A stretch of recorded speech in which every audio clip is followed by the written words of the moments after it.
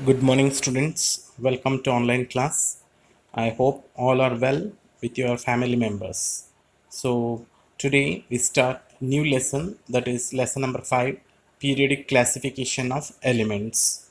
In this lesson, we discussed about that classification of elements by Dauber-Reniers and then Newlands and then Mendeleev's, and then lastly we discussed modern periodic table.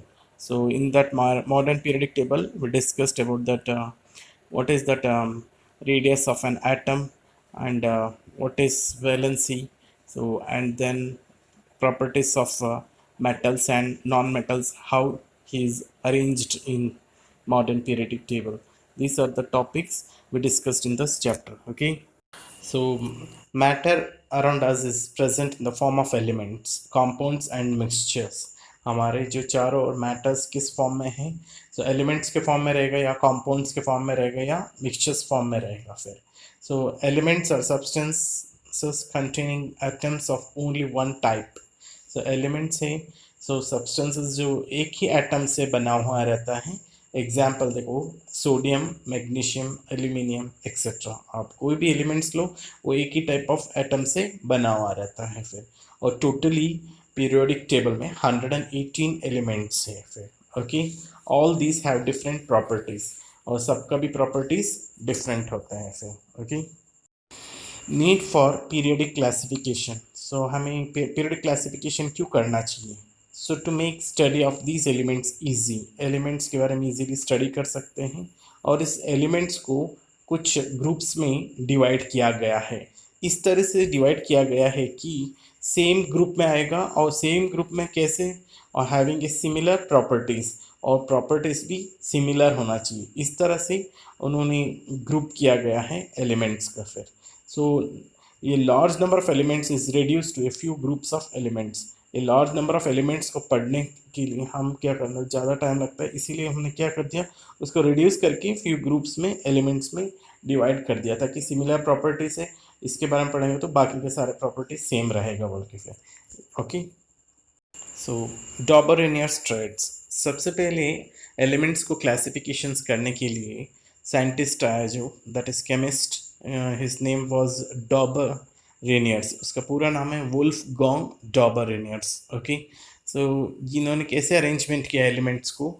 So when elements in order of increasing atomic masses, so increasing atomic masses के order में उन्होंने सबसे पहले arrange किया था elements को. और इसने तीन तीन एलिमेंट्स को ग्रुप बनाया था. सो तीन तीन ग्रुप ऑफ एलिमेंट्स बनाने के कारण उसका नाम दिया था उन्होंने ट्रेड्स. तो इसीलिए इसका डॉबर-रेनियर्स ट्रेड्स बोलते हैं.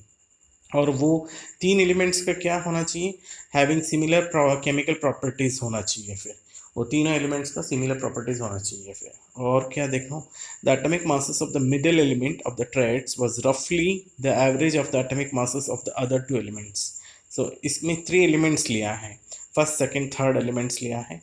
और सेकंड एलिमेंट का, सो अगर फर्स्ट और थर्ड का एलिमेंट का हम एवरेज निकालेंगे तो सेकंड एलिमेंट की रफली एटॉमिक मास आएगा फिर, उसको कैलकुलेट करेंगे तो. ये उन्होंने बताया था डॉबर-रेनियर्स ने. ओके, अब एग्जांपल देखेंगे, आपको इजीली कॉन्सेप्ट क्लियर हो जाएगा फिर. सबसे पहले डॉबर-रेनियर ने 3 एलिमेंट्स को अरेंजमेंट किया था, इसीलिए ट्रायड्स बोल के नाम दिया था. देखो 3 एलिमेंट्स स्टार्टिंग में लिया, जो लिथियम, सोडियम और पोटेशियम.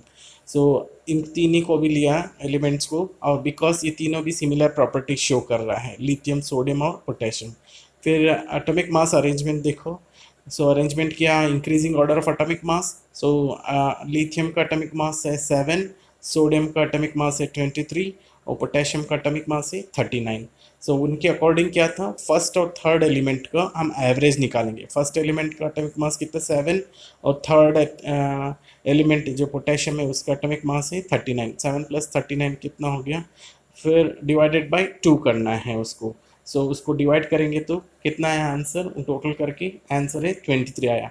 सो देखो सोडियम का एटॉमिक मास रफली 23 आ रहा है फिर, मीन्स अप्रॉक्सीमेट सेम आ रहा है फिर. वैसे ही सेकंड देखना, सेकंड ट्रेड्स देखना इसका. सो क्लोरीन है, ब्रोमीन है और आयोडीन है. ब्रोमीन क्लोरीन का एटॉमिक मास है 35.5 है, ब्रोमीन का एटॉमिक मास है 80 और आयोडीन का एटॉमिक मास है 127। सो अब फर्स्ट और थर्ड एलिमेंट कौन सा है, क्लोरीन और आयोडीन।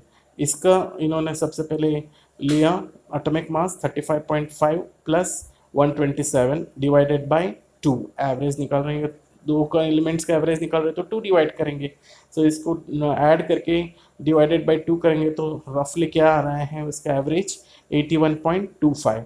सो देखो ब्रोमीन का एटॉमिक मास कितना है 80 और इसका कितना है 81.25। इस तरह से वो कैलकुलेट करेंगे तो रफली आएगा बोल के उन्होंने डॉबर ने बताया था फिर। ओके, लिमिटेशंस देखना डॉबरिनियर्स का क्या था, only 3 triads were recognised from the elements known at that time. So उन्होंने उस टाइम में ओनली 3 ट्रायड्स यूज़ में लिया था, उसके बाद आगे से आगे वो 3 ट्रायड्स बना नहीं पाया क्योंकि सिमिलर प्रॉपर्टीज मैच नहीं हो रहा था। तो इसीलिए इन्होंने ओनली 3 ट्रायड्स से बना पाया। जो फर्स्ट है देखो lithium sodium potassium, second calcium strontium barium है और कैल that is chlorine bromine and iodine, ये तीनों ट्रायड्स बनाया। उसके आगे वो क्लासिफाइड नहीं कर पाया बिकॉज डिफरेंट केमिकल प्रॉपर्टीज आने लगा, यानी प्रॉपर्टीज सिमिलर नहीं आने लगा फिर, इसीलिए फिर। Okay, this is the limitation of Dobereiner. Next chemist आया जो ये Newlands. Okay, so Newlands law of octaves बोलते हैं, क्यों बोलते हैं देखेंगे, डिस्कस करेंगे। न्यूलैंड्स भी अरेंज्ड किया था एलिमेंट्स को किसके ऑर्डर में, in the order of increasing atomic masses. So Dobereiner ने भी that is increasing atomic masses से ही अरेंजमेंट किया था, इन्होंने भी सेम फॉलो किया। सो इंक्रीजिंग एटॉमिक मासेस के ही एलिमेंट्स को अरेंजमेंट करते गया, but he found that properties of every eighth element is similar to that of first element। But इन्होंने क्या देखा था, सो एथ एलिमेंट है जो फर्स्ट एलिमेंट की सिमिलर प्रॉपर्टीज मिल रहा था, फिर इस तरह से उन्होंने चूज किया था। सो उस उन्होंने डॉबर ने 3 एलिमेंट्स लिया था, इन्होंने 8 एलिमेंट्स। सो 8 एलिमेंट्स फर्स्ट एलिमेंट से प्रॉपर्टीज मैच हो रहा था, इसीलिए इनका नाम दिया था Newlands law of octaves. Octaves means 8 elements arrangement किया था। He compared this to the octaves found in the music and it called in the law of octaves। So ये देखो स रे ग म प ध नी। सो ये सुरों में इन्होंने जमाया, अरेंजमेंट किया था। सो इसीलिए इसको लॉ ऑफ ऑक्टेव्स बोलते हैं फिर। फॉर एग्जाम्पल देखना, the properties of lithium and sodium were found to be same. So lithium और सोडियम का प्रॉपर्टी सेम मिला। देखो आप न्यूलैंड्स ऑक्टेव पीरियडिक टेबल देखना उसको। सो देखो लिथियम है, फिर beryllium, boron, carbon, nitrogen, oxygen, fluorine, sodium, ये आ रहा है। सो मतलब इसका 8th एलिमेंट आ रहा है। ये लिथियम फर्स्ट एलिमेंट मानेंगे तो उसका 8th एलिमेंट है सोडियम है। सो इसका प्रॉपर्टीज क्या हो रहा है, सिमिलर हो रहा है, फिर कंपेरेबल कर रहे हैं तो लिथियम और सोडियम में फिर। सो इसीलिए इन्होंने 8 एलिमेंट्स को अरेंजमेंट करते गया तो फिर न्यूलैंड्स ने, और किसके ऑर्डर में, increasing order of atomic masses. Okay, so Newland time में टोटल पीरियडिक टेबल में 56 एलिमेंट्स था। ओके, सो इसका भी लिमिटेशंस है यानी ड्रॉबैक्स है, क्या है देखो। It was applicable up to calcium. तो इन्होंने फर्स्ट और 8 एलिमेंट्स मैच होना चाहिए प्रॉपर्टीज, वो अप्लीकेबल कहाँ तक हो रहा था, कैल्शियम तक की, that for lighter elements only. Okay, वहाँ तक ही अप्लीकेबल हुआ। सेकेंड देखना, properties of new discovered elements did not fit into the law of octave. So नए जो एलिमेंट्स डिस्कवर किया था वो जो प्रॉपर्टीज़ फिट नहीं हो रहा था लॉ ऑफ ऑक्टेव में, यानी सो अब नए नए एलिमेंट्स जो डिस्कवर करते गया वो ऑक्टेव में सेट नहीं होता गया क्योंकि फर्स्ट और लास्ट 8 एलिमेंट मैच होना चाहिए, ये मैच नहीं हो रहा था। ये सेकंड पॉइंट था लिमिटेशन इसका न्यूलैंड्स का। To fit elements into his table, Newlands put even 2 elements together in one slot and that too in the column of unlike elements having very different properties। so इन्होंने इनकी table में देखना तो दो दो element एक ही slot के अंदर अरेंजमेंट कर दिया है, फिर जो वो अनलाइक एलिमेंट्स है यानी दोनों भी सेम एलिमेंट्स नहीं है और एक कॉलम के अंदर एक ही आना चाहिए, लेकिन इन्होंने एक स्लॉट के अंदर दो दो एलिमेंट्स को अरेंज कर दिया है, फिर वो भी unlike, okay, which shows the different properties. These are the limitations of Dober, sorry, Newlands का फिर. ओके, सो नेक्स्ट क्लास में पढ़ेंगे हम मेंडेलीव्स के बारे में. फिर ये सारा लिमिटेशन सारा इंपॉर्टेंट है, आप पढ़ लेना फिर. ओके.